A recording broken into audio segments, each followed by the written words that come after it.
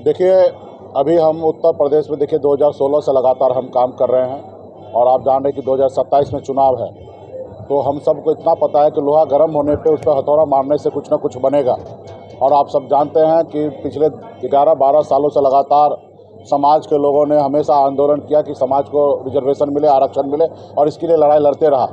और जिसको लेके उत्तर प्रदेश में काफ़ी चर्चित हमारे बड़े भाई डॉक्टर संजय निषाद बने, क्योंकि उन्होंने जब भी आंदोलन किया उसमें हादसा हुआ, लोग शहीद भी हुए और एक चर्चा का विषय बना, और भारतीय जनता पार्टी उनसे झुके भी।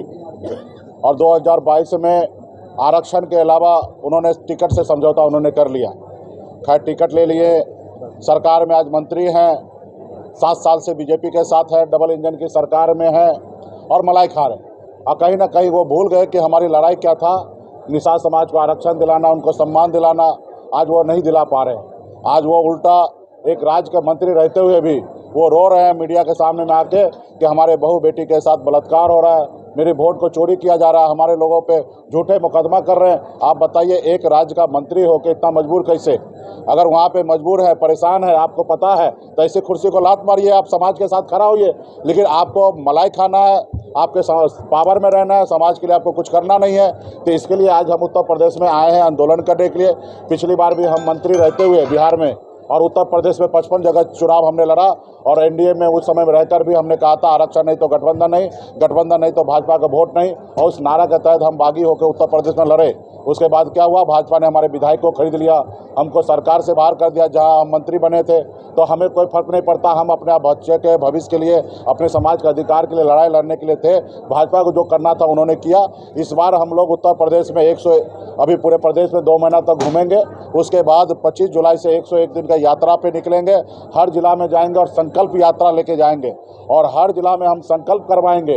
और उसके बाद हमारे पार्टी के कार्यकर्तागण जो है एक एक गांव में जाएंगे, एक एक माता, एक एक भाई, एक एक बहन, सबके हाथ में गंगा जल दे के संकल्प करवाएंगे कि हर हाल में भाजपा आरक्षण अगर देगा तो हम उनको वोट देंगे, वरना वोट नहीं देंगे, अपने वोट को नहीं बेचेंगे। और मुझे मानना है कि हम लोग गंगा पुत्र हैं, और एक बार हमारी माता हो, बहन हो, हाथ में गंगा जल लेके संकल्प ले ले तो 1 लाख रुपया भी अगर कोई देंगे तो हमारे गांव के लोग जो है उनको वोट नहीं देंगे। क्योंकि भारतीय जनता पार्टी को पता है कि अगर इस समाज का वोट लेना है तो लीडर के जगह लोडर को खरीद लो, किसी को टिकट दे दो और किसी नेता को साथ ले लो, तो शायद हमको वोट मिल जाएगा। और ऐसा मिलता भी रहा है। तो इसलिए वो हमेशा उस गुलफत में रहता है। लेकिन इस बार उनका थ्योरी और उनका मिथ को हम लोग तोड़ेंगे। और उत्तर प्रदेश में 3 करोड़ की आबादी है, कम से कम 1 से 1.5 करोड़ लोगों के बीच में जाकर और सबको संकल्प दिलवाएंगे 2027 से पहले। और भाजपा वो उसको वीडियो बनाकर मोदी जी, योगी जी को भेजेंगे, उनको बताएंगे कि आप देखिए उत्तर प्रदेश में किसी लोडर को ले लीजिए या किसी को व्यक्ति को विशेष कुछ पावर दीजिए, टिकट दीजिए, उसे कोई फर्क नहीं पड़ने वाला है। निषाद समाज को आरक्षण नहीं दीजिएगा, उन्होंने माँ गंगा का सौगंध खाया है और आपको मिट्टी में मिलाएगा। भले आपने बनारस आए, गुजरात से आपने कहा माँ गंगा ने हमको बुलाया है और गंगा साफ करने के लिए आए, भले आप गंगा का लाज नहीं रखेंगे, लेकिन उत्तर प्रदेश के निषाद जो है माता गंगा का संतान है और गंगा का लाज रखेंगे और उत्तर प्रदेश में 27 में आपका विदाई करेंगे। हम इसके लिए लड़ाई लड़ रहे हैं। अभी 6 महीना तक हम डिसीजन इसलिए नहीं ले रहे हैं, हम चाह रहे हैं कि बड़े भाई डॉक्टर संजय निषाद जी आरक्षण दिला दे तो हम उनको समर्थन दे देंगे।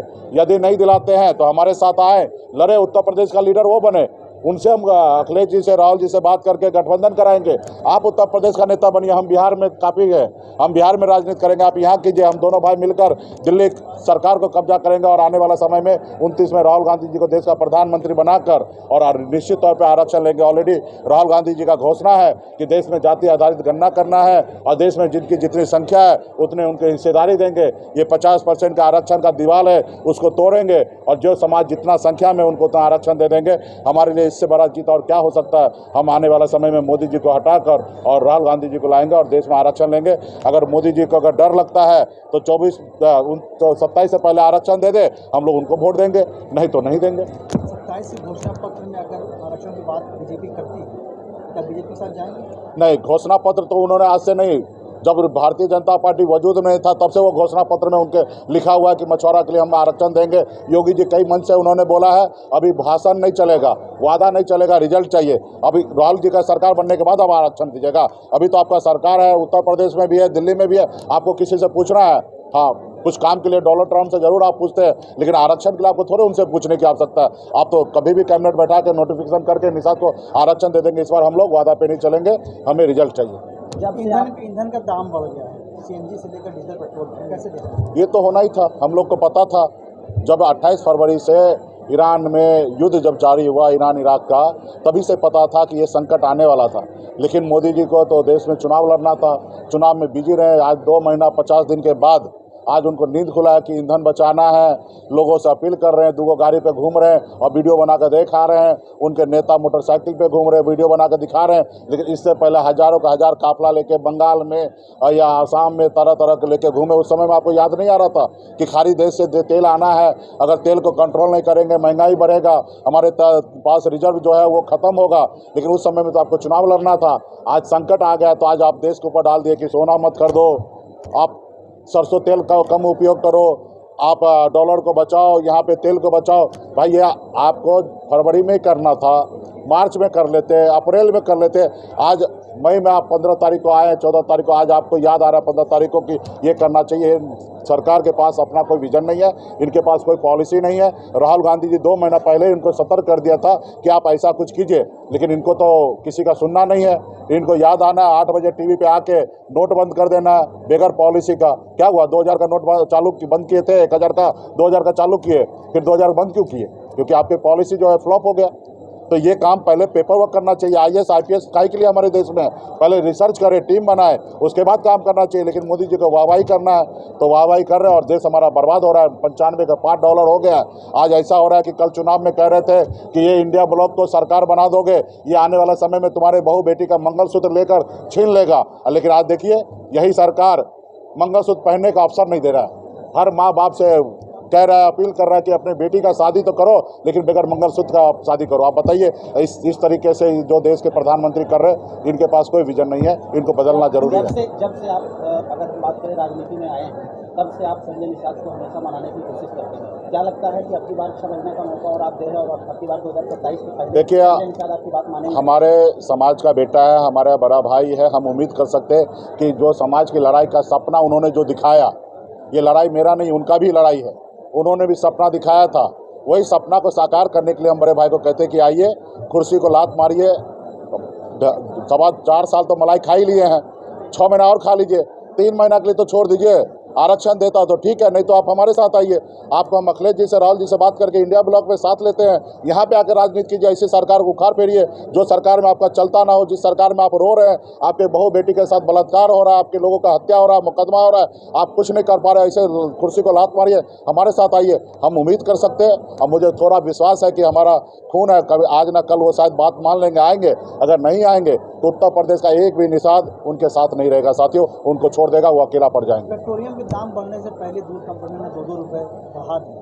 क्या लगता है अब महंगाई कहाँ जाएगी? देखिए, इससे और बुरा हाल होने वाला है, क्योंकि मोदी जी है ना, वो रास्ता बंद कर दिया है और इससे भी बुरा हाल होने वाला। अभी तो कुछ ही रेट बढ़ा है, आने वाला समय में देखिए और भी संकट होगा, और आपके पैसा भी रहेगा जेब में, आपको तेल नहीं मिलने वाला। ऐसे संकट आने वाला समय में होगा। अभी भी मोदी जी अपनी पॉलिसी को सुधारे और सही करे तो शायद आने वाला समय में हमारा देश के लिए कुछ भला हो सकता है। लेकिन अब उसको समय रहते हुए करना चाहिए। समय इन्होंने पार कर दिया है, रेट बढ़ रहा है और बढ़ते रहेगा। 27 में यूपी में कौन है? धन्यवाद, उसके लिए बात करेंगे, बात करेंगे अभी। और परिवार एसपी ऑफिस बैठा है, 1 तारीख को उसकी बेटी की हत्या हो जाती है, आप संज्ञान में है। आज 15 दिन हो गए, अभी तक उसको न्याय नहीं मिला। क्या करेंगे? देखिए, यही मॉडल है योगी जी का कि जो गुनहगार है उसको बचाने का और जो गुनहगार नहीं उनको फंसाने का।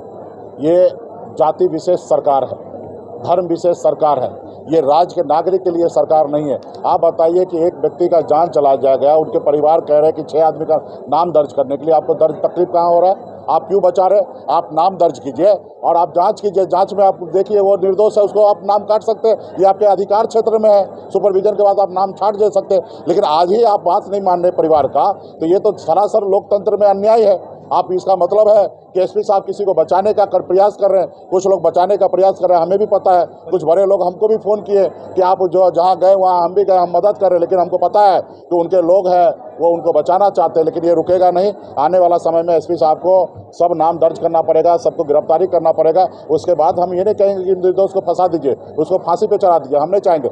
हमको न्याय जब मिलेगा तब हमारे मन को शांति मिलेगा। हम तो चाहेंगे कि जो घटना किया, जो कातिल है, उनको सज़ा मिले। हम निर्दोष को क्यों सज़ा दिलाना चाहते?